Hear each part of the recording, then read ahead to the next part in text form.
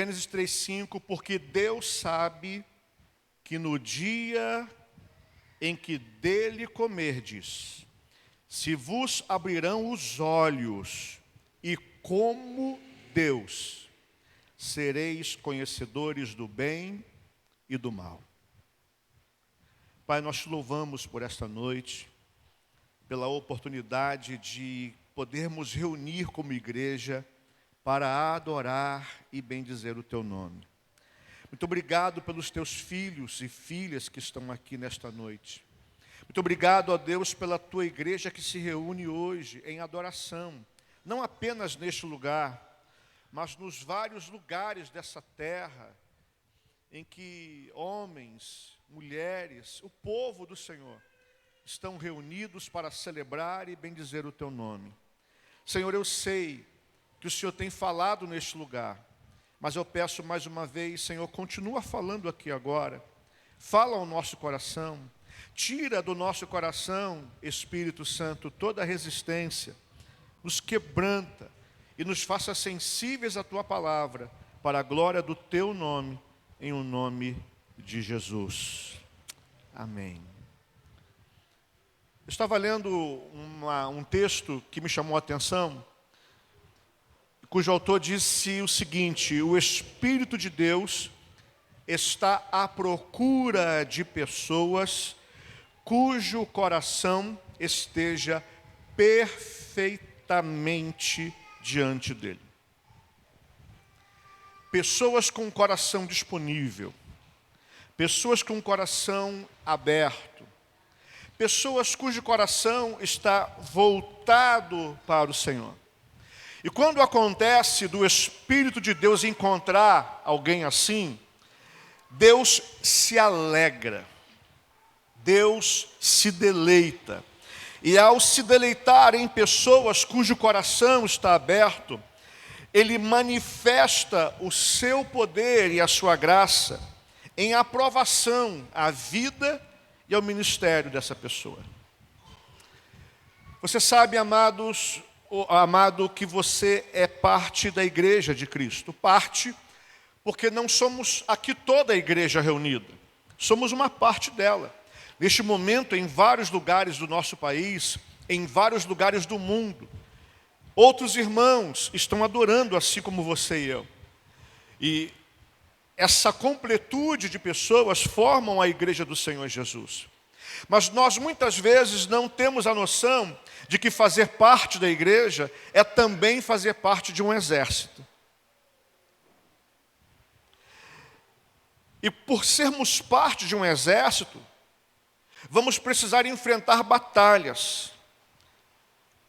Batalhas espirituais em todo o tempo. E participar de batalhas espirituais requer daqueles que foram alistados inteireza. Olhe para mim, Deus não quer você pela metade, Deus quer você por inteiro.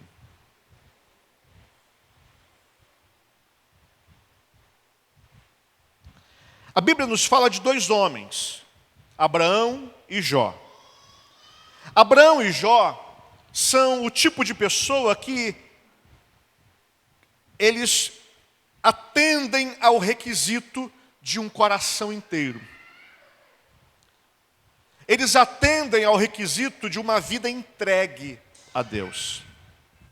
Lendo a história desses homens, a gente percebe que eles aceitaram o desafio que veio. E ao aceitarem os desafios que vieram para a vida deles, eles cresceram na sua vida espiritual e chegaram ao clímax. Chegaram a um nível de caminhada com Deus tremendo. E isso é registrado na palavra de Deus. Mas você pode dizer nessa noite: ah, pastor, olha para mim, eu não sou como Abraão.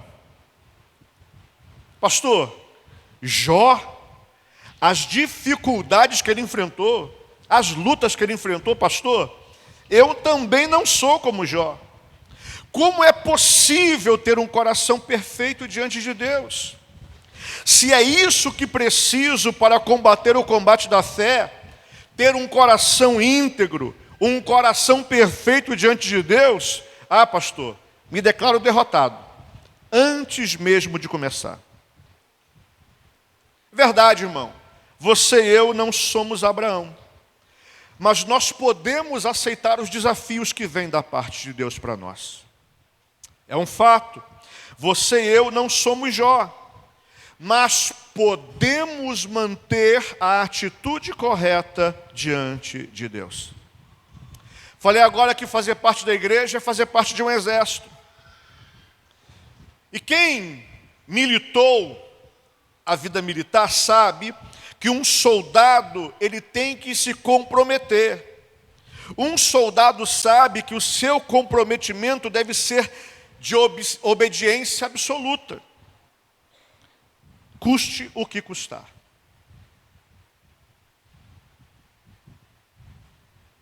Quando Deus nos chamou, queridos, para fazer parte da sua família e para fazer parte do seu exército, Deus está nos chamando para um comprometimento absoluto. Não é mais ou menos. Não é, eu não sei se vai dar. Não. Deus está chamando você para uma entrega plena. Eu creio que Deus deseja mover-se em nossas vidas. Você crê nisso? Eu também. Mas nesta caminhada, nós vamos precisar aprender como desenvolver o caráter de um soldado e o que fazer quando as provas chegarem. Porque as provas chegam para todos, é uma verdade. Para isso, queridos, nós precisamos entrar no campo de treinamento. E aquele que vai nos capacitar, vai nos ajudar, é o Espírito Santo, o maior treinador, o maior mestre que nós temos disponível para nós agora, uma vez que o Senhor Jesus foi assunto aos céus. E dito isto, vamos refletir sobre esse tema da obediência, com base no texto que nós lemos agora. O primeiro Adão, nosso antepassado, e depois Jacó, que resume de muitas maneiras a nossa resistência em obedecer, vão nos ajudar nesse processo. Ao olhar a história desses homens, nós vamos encontrar obstáculos que, através dos tempos, têm impedido os homens de cumprir as regras de combate de Deus. E que regras são essas? Nós vamos aprender aqui. Mas o que tem impedido os homens de cumprir as regras de combate de Deus é uma palavrinha que a gente não usa muitas vezes, mas que está inserida nas nossas atitudes. E a palavra é independência. Você pode falar independência comigo no 3? 1, 2, 3. Eu falei doce? Falei errado, né? Que 12 é em espanhol, né? Doce. 2. Independência. A independência tem sido um problema. O texto que lemos diz assim: porque Deus sabe que no dia em que dele comerdes, se vos abrirão os olhos, e como Deus, sereis conhecedores do bem e do mal. Adão e Eva caíram na armadilha de Satanás. A motivação implícita em ser como Deus era a promessa de ser independente. Porque uma vez que se conhece o bem e o mal, estamos livres para tomar nossas decisões. Já não dependemos mais de Deus. Você sabe que haviam duas árvores no jardim: a árvore da vida e a do conhecimento do bem e do mal. A única palavra restritiva que é dada ao homem era para que ele não comesse da árvore do conhecimento do bem e do mal. Deus não dá nenhuma palavra de restrição em relação à árvore da vida. Mas quando Eva, tentada pela serpente, cede, juntamente com o seu esposo, a motivação que os leva a se apossar do fruto daquela árvore era a motivação de ser igual a Deus. de ser independente. Esse desejo intrínseco de independência foi transmitido a toda a raça humana como um legado. Nós estamos falando sobre legado, e legado fala de princípios, de valores que são passados de uma geração a outra. E esse desejo de independência foi levado, foi compartilhado para com todos nós. A independência é a marca distintiva do velho Adão, que remete à velha natureza, a natureza caída e pecaminosa que está oculta em cada um de nós. Muitas vezes, olhando para o semblante, olhando para o rosto, olhando para você ou olhando para mim, não está manifesto, não está revelado, mas está aí. É uma natureza caída e pecaminosa que quer nos levar a viver uma vida distante de Deus, uma vida por conta própria. Foi isto o que a serpente disse para o homem ali no jardim: vocês terão agora independência, vão viver por conta própria. Em outras palavras, ninguém mais vai mandar em vocês.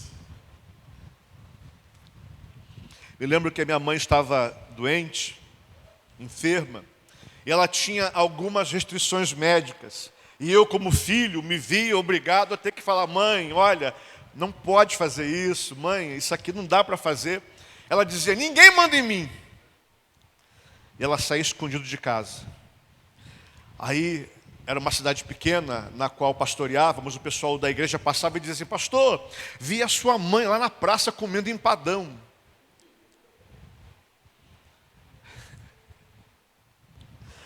O desejo de independência é um problema muito grande.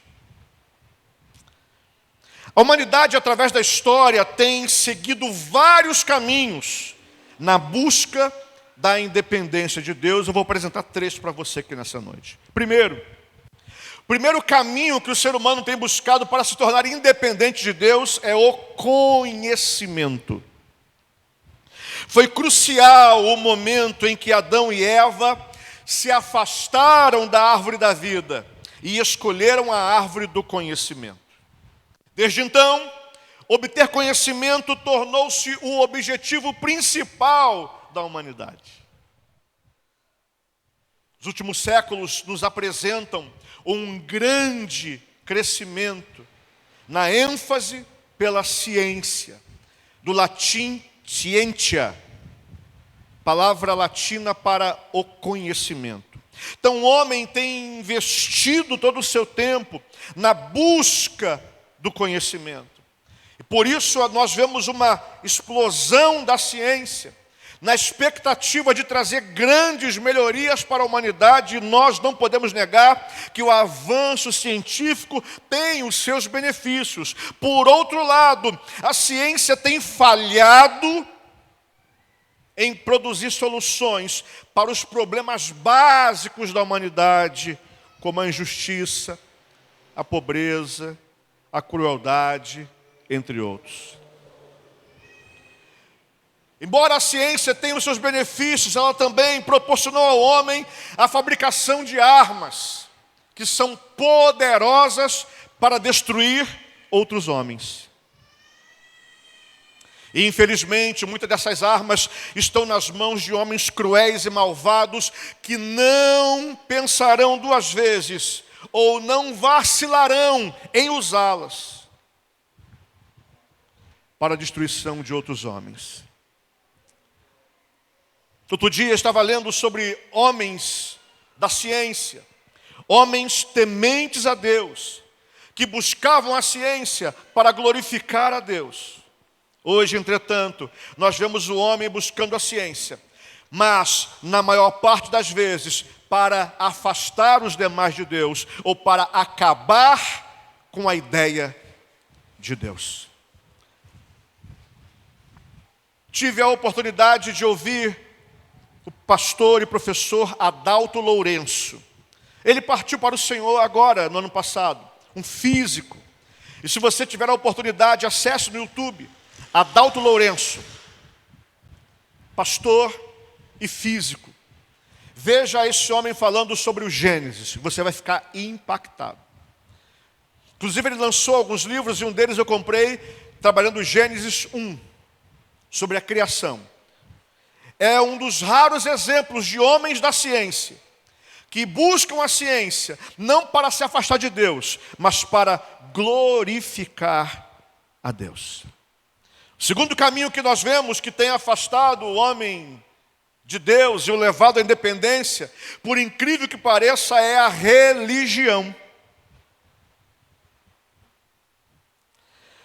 O homem tem criado sistemas de adoração tão completos e autossuficientes que já não há necessidade de Deus. Tudo o que tem que se fazer é cumprir regras. Tudo o que tem que se fazer é cumprir aquilo que foi estabelecido e nada mais. Nós vemos isso, por exemplo, no budismo. Que crê na reencarnação e que, portanto, se o homem cumprir algumas regras, segundo a crença deles, ele vai evoluir espiritualmente. Então, basta que ele cumpra determinadas regras para que ele alcance o alvo do crescimento espiritual. Tem uma outra sociedade, uma outra religião um pouco conhecida, chamada Golden Dawn, que também trabalha esse tipo de coisa. Basta obedecer esses princípios e regras e você vai evoluir espiritualmente e vai alcançar o que você tanto deseja. Não precisa de Deus, só cumprir regras. As pessoas religiosas e devotas são aquelas que têm mais dificuldade em responder à dádiva do Evangelho. Porque a religiosidade ata, a religiosidade prende, a religiosidade atrapalha. Inclusive nós aqui na igreja temos que lutar contra isso, porque senão poderemos ficar engessados na nossa vida com Deus, achando que basta que cumpramos regras para que Deus possa fazer alguma coisa por nós. E não é assim que o Evangelho nos diz. Terceiro caminho que o homem tem buscado para uma vida independente é o acúmulo de riquezas. Lucas 12 nos traz um texto, a partir do versículo 16.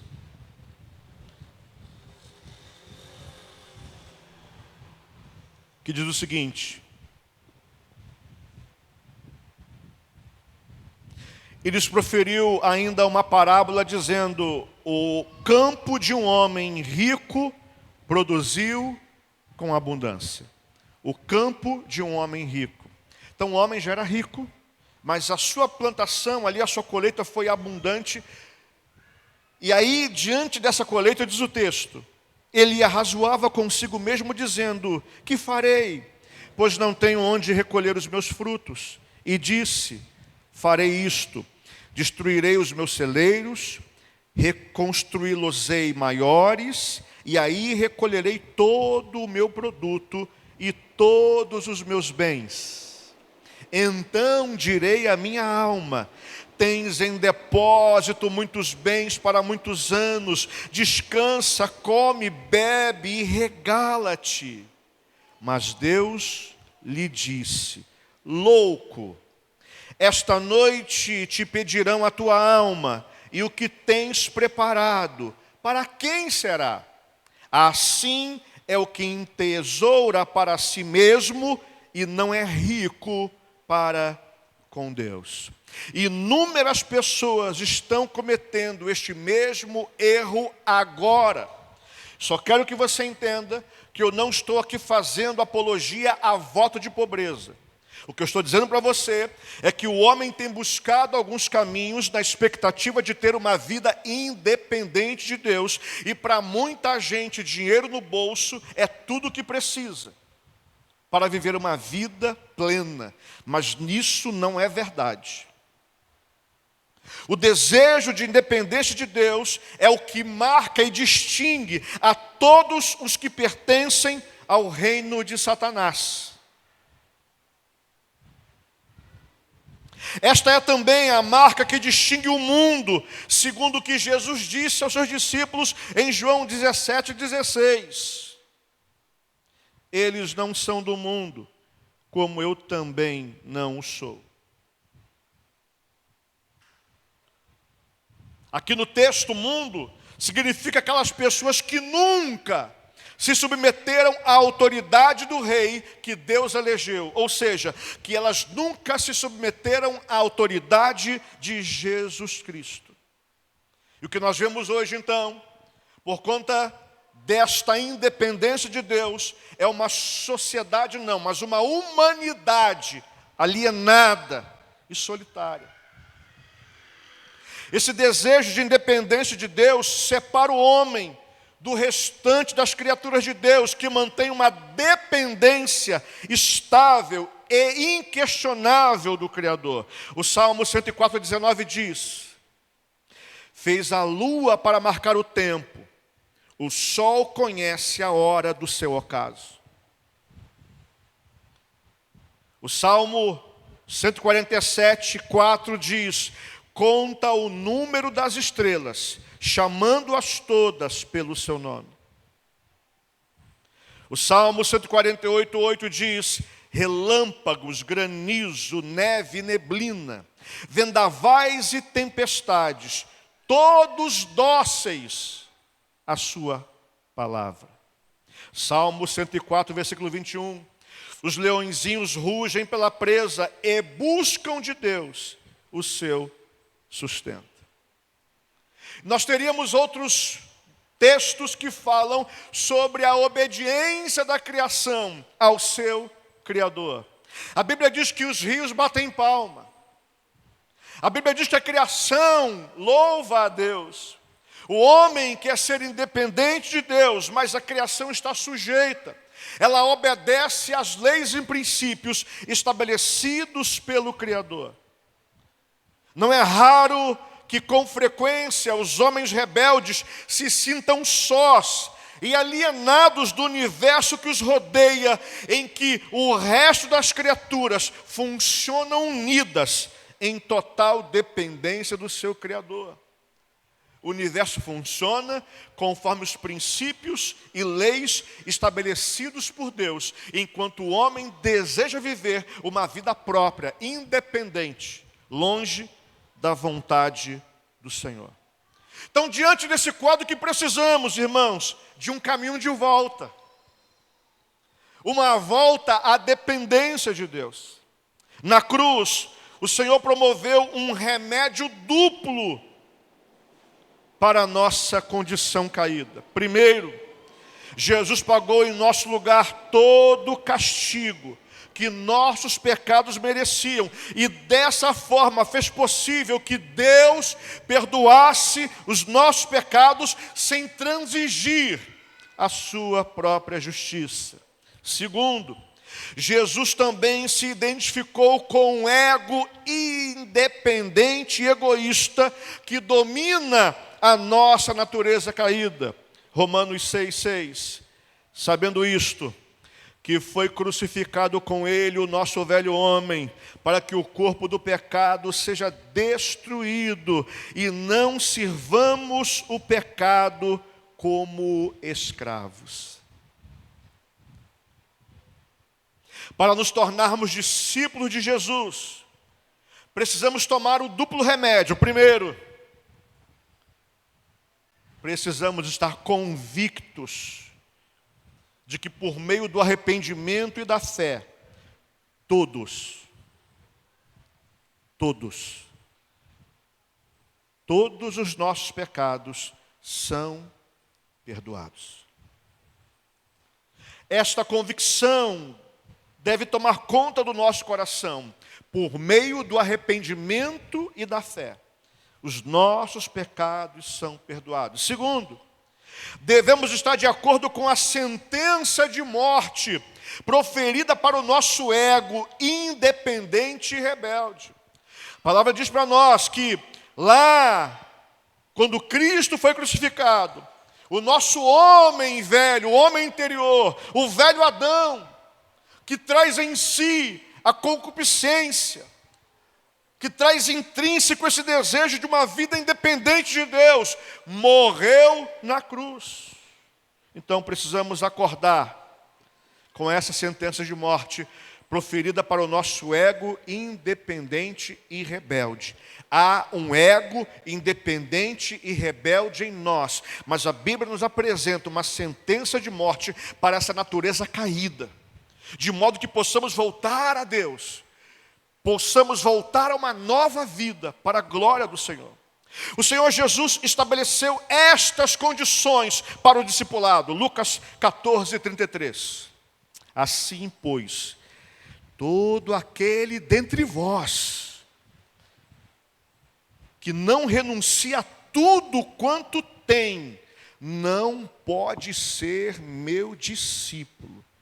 Palavra pesada essa.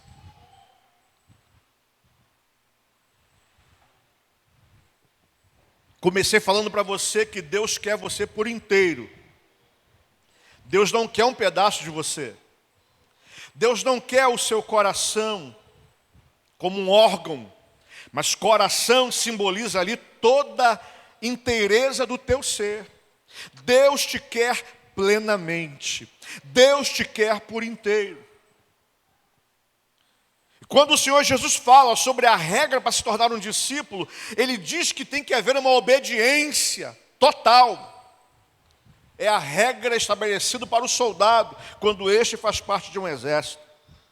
A palavra que traduz como renunciar, a palavra que se traduz como renunciar, pode interpretar-se como dizer adeus. Dizer tchau, adeus, goodbye. Você já disse adeus hoje para o pecado? Tchau, fui embora, não te quero mais. Você já disse adeus hoje para tudo na tua vida? Porque o requisito é todo aquele que dentre vós não renuncia a tudo quanto tem. O que você tem? Você pode pensar, eu não tenho nada. Mas se nós olharmos, nós temos muita coisa. Tem muita coisa que se você olhar com um olhar mais acurado, você vai encontrar. Você está disposto a dizer adeus hoje para essas coisas? Tornar-se um discípulo de Jesus significa dizer adeus a tudo aquilo que normalmente dependemos. E o que nós dependemos com muita facilidade? Nós dependemos da nossa família.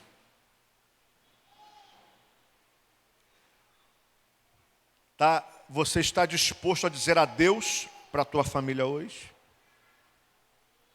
Amigos. O homem quer ter amigos. O homem não quer viver só. Tem os amigos do futebol, os amigos da resenha no final de semana, os vizinhos do churrasco, a galera do videogame.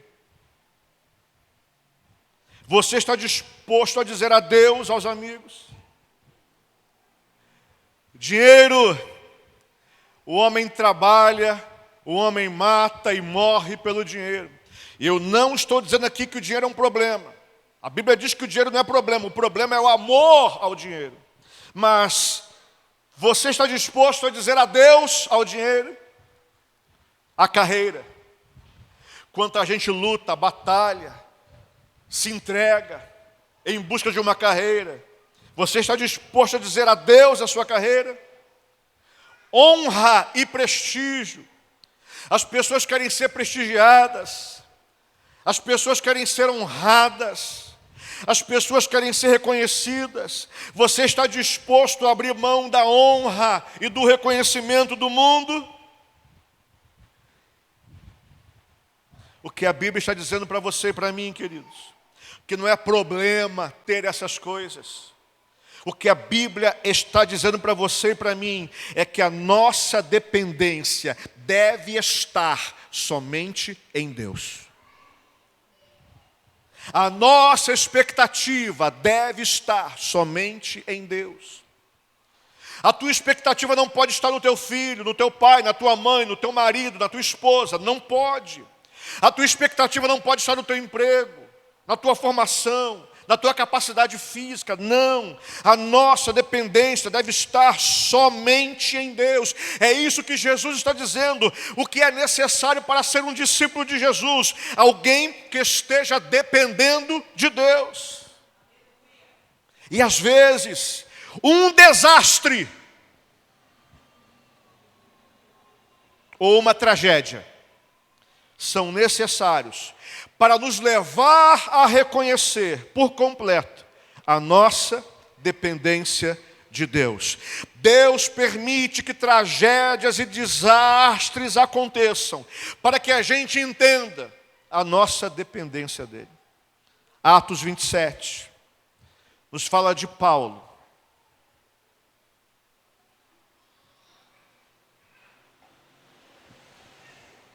Atos 27 fala de Paulo viajando para Roma. E quando a gente lê o texto, é nítido e é claro para nós que Deus queria que Paulo chegasse à capital do Império Romano, a fim de testemunhar a Cristo ali. Paulo era prisioneiro, está em cadeias. E a Bíblia diz que o barco em que viajava se encontrou com uma tempestade tão terrível que durante 2 semanas não viram o sol durante o dia, nem as estrelas à noite. Por fim, naufragaram na costa de Malta. E como se não pudesse piorar a situação, Paulo é picado por uma víbora, uma serpente venenosa. Mas Deus queria que Paulo estivesse em Roma, na capital do império, para ali poder testificar sobre Jesus. E a pergunta então que vem é: se era vontade de Deus que Paulo fosse a Roma, por que ele enfrentou provas tão difíceis em sua travessia até ali? É o que você pergunta às vezes. Se eu sou filho de Deus, por que eu estou enfrentando essa luta? Senhor, se eu estou sendo fiel nas minhas ofertas e dízimos, por que essa provação? Senhor, se eu sou fiel e te busco com o meu coração, com a minha vida, por que tanta dificuldade? Atos 27, 20, diz assim: dissipou-se afinal toda a esperança de salvamento.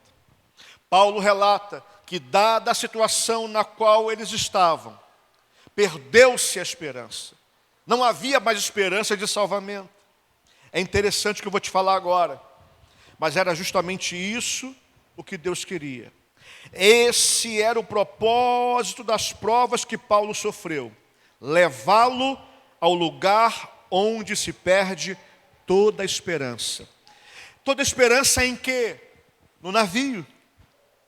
Toda esperança em quê? No recurso humano. Toda esperança em quê? Em alguém que possa fazer alguma coisa por nós.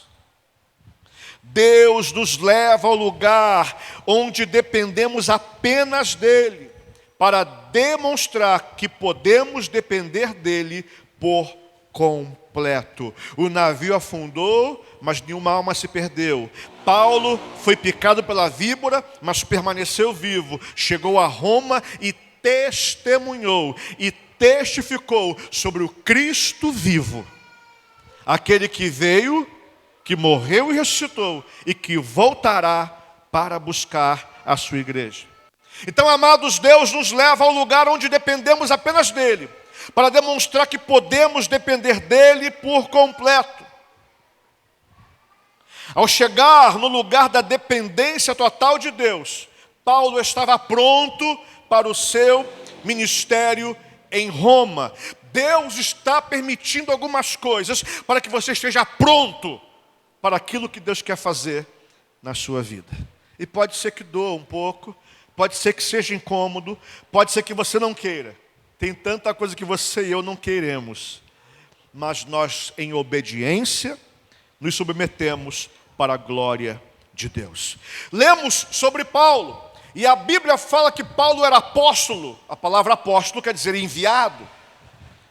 Paulo foi chamado por Cristo e foi enviado aos gentios para ser um testemunho acerca de Jesus Cristo, mas também lemos que Paulo era um discípulo sob a disciplina do Senhor. Então, amados, precisamos ser discípulos sob a direção, sob a disciplina de Deus. Eu não sei você, mas eu sou lento para algumas coisas. Na minha caminhada com Deus, eu tenho sido lento para aprender algumas coisas.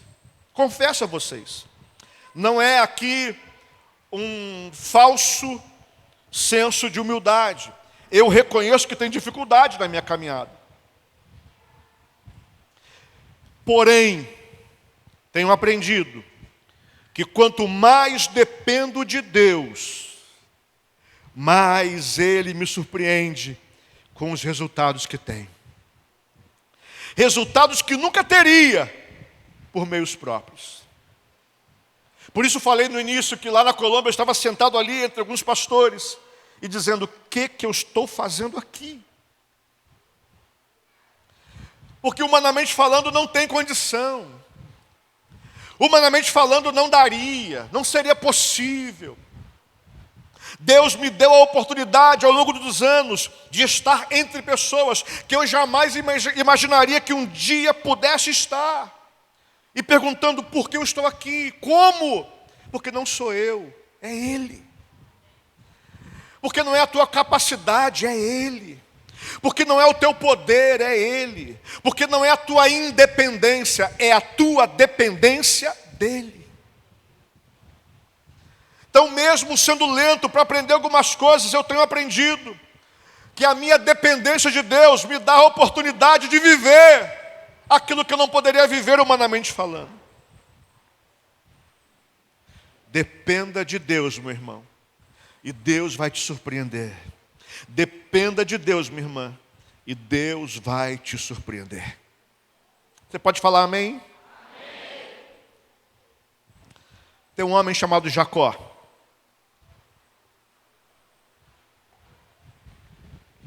Falei para você que esses dois homens nos ajudariam nesta caminhada.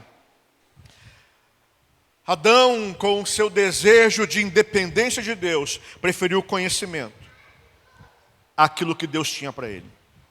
Mas Jacó é uma figura interessante. É um personagem bíblico que precisou lutar, literalmente, para abandonar a sua independência. Jacó teve que sair no braço, literalmente, para mudar de vida. Acredito que Deus não quer que você faça isso. Mas o caso de Jacó foi um caso extremo. Como jovem, o jovem é maravilhoso. O jovem é egoísta. O jovem é ambicioso. O jovem é astuto. E vivemos uma geração de uma juventude tardia, porque ninguém quer ficar velho mais na nossa geração. Então nós temos muitos homens e mulheres que já são mais velhos, mas se sentem jovens. Não apenas se sentem, mas manifestam essas características de ambição e egoísmo. E como Jacó era ambicioso, egoísta, ele se aproveitou da debilidade, de um momento de debilidade do seu irmão mais velho, Esaú, para comprar a sua primogenitura por um prato de lentilhas.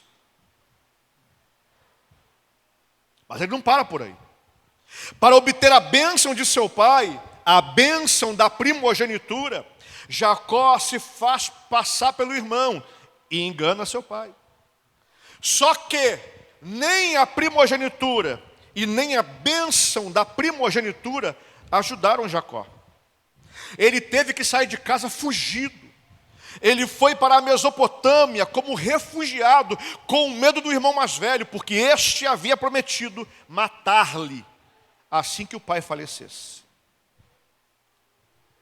E Jacó vai para a casa do seu tio Labão. E a Bíblia diz que após uma temporada conturbada ali, o Senhor lhe diz que era tempo de voltar para a terra da sua herança. E Jacó volta, então, para a terra dos seus pais. Só que a Bíblia diz que no caminho de volta, ele se encontra com um estranho misterioso que lutou com ele toda a noite. Toda a noite, por toda a noite houve um conflito, literalmente ali. E Jacó lutou com alguém, um estranho que ele não conhecia. O texto diz que o estranho deslocou-lhe o músculo da coxa. E então Jacó se agarra a ele em uma atitude de total dependência. Somente após esse encontro que Jacó pôde regressar para obter a sua herança. Mas ficou marcado pelo resto da vida. A marca da vida de Jacó era visível, era o sinal da dependência rendida. Jacó se rendeu. Quem foi o estranho que lutou com Jacó? Gênesis 34, 24 diz que era um homem. Gênesis 32, 30, Jacó diz: vi Deus face a face. Tempos depois, com respeito a este encontro, Oséias diz: lutou com o anjo. Oséias 12, verso 4. Esse estranho trazia algumas características, diz o texto: um homem, um outro momento Deus, um outro momento um anjo. E um anjo é um mensageiro de Deus, alguém que vai trazer a mensagem de Deus. Há apenas uma pessoa no universo que corresponde a essa descrição: homem, Deus e mensageiro de Deus. E esta pessoa é Jesus Cristo. Um homem, Deus encarnado e mensageiro de Deus para a humanidade. O destino de Jacó foi decidido depois desse encontro. Porque depois desse encontro, ele recupera a sua herança e também se reconcilia com seu irmão. A vida de independência acabou no dia que ele se encontrou com Deus. Talvez você pense que até agora não está com o coração plenamente comprometido. Você diga para mim: pastor, eu venho à igreja. Pastor, eu faço parte até dos ministérios da igreja. Pastor, eu quero me batizar, eu quero ser recebido à comunhão da igreja. Mas eu entendo que o meu coração não está plenamente comprometido. Talvez o teu coração hoje, irmão, se pareça mais com o coração de Adão. Talvez o teu coração hoje se pareça mais com o coração de Jacó do que com o coração de Abraão e de Ló, homens cujo coração estava totalmente entregue ao Senhor. Talvez, querido, você esteja aqui hoje e ao longo do tempo você tem lutado, só que com as tuas forças. É o teu braço, é a tua força. Você está lutando com os teus braços, com as tuas forças, em lugar de deixar Deus te guiar. Deus quer te guiar. Deus quer liderar a tua vida. Deus quer conduzir você. Deus quer direcionar você.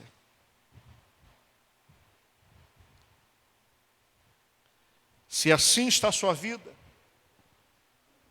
você precisa fazer o que Jacó fez. Você precisa render-se sem reservas ao Senhor Jesus Cristo. Fazer uma entrega plena. Tomar a decisão de entregar por completo. E isso aqui não se refere a alguém que não conhece a Cristo apenas. Também é para você e para mim. Porque muitas vezes estamos caminhando na igreja, mas não entregamos tudo ao Senhor. entregamos áreas, entregamos partes, entregamos alguma coisa, mas não entregamos tudo.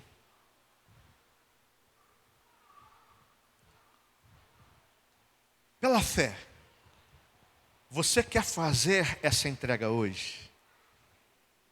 Em nome de Jesus? Quer? Há uma oração que você pode fazer agora. E eu não vou te chamar para vir aqui na frente. Eu vou te pedir apenas que você feche os seus olhos. E ponha a tua mão no teu coração. Você pode fazer isso agora? Com os olhos fechados.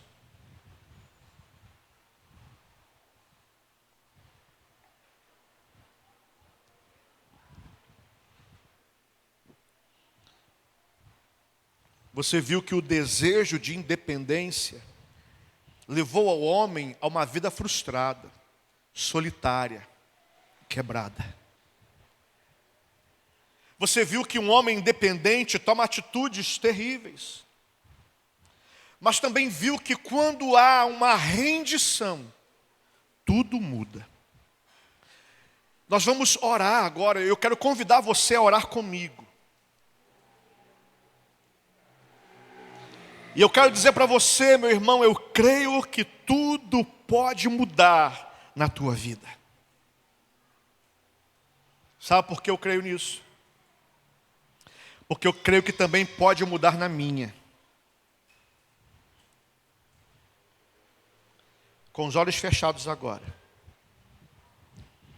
Com todo o teu ser. Ore comigo assim. Senhor Jesus, eu creio que Tu és o meu Salvador e que desejas um compromisso de obediência absoluta. Meu coração não é perfeito diante de Ti. Tenho falhado ao seguir meu próprio caminho e confiar em minha própria força. Me arrependo. Me arrependo. Abandono minha independência e me submeto sem reservas a Teu senhorio. De agora em diante, dependerei da Tua graça, que é mais que o suficiente. Em nome de Jesus. Amém. Aplauda ao Senhor Jesus.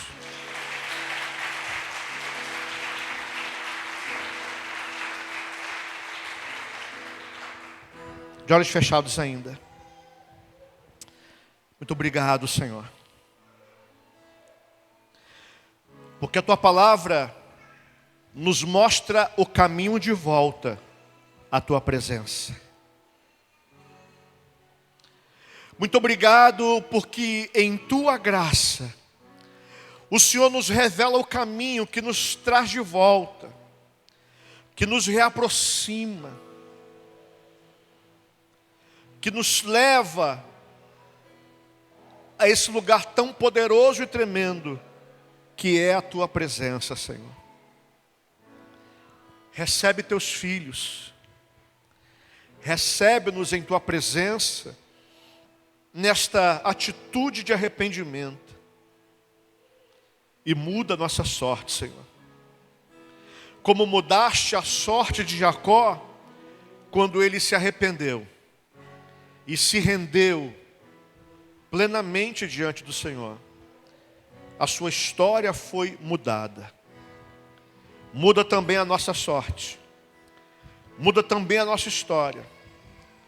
E nos capacita todos os dias a depender mais e mais de Ti. Nos capacita todos os dias para sermos discípulos sob a disciplina do Senhor. nos ajuda todos os dias a dedicar a nossa vida e o nosso coração a Ti, e a depender somente de Ti, para a Tua glória, para a Tua honra e para o Teu louvor, em nome de Jesus. Amém. Aplauda o nome do Senhor Jesus agora, querido.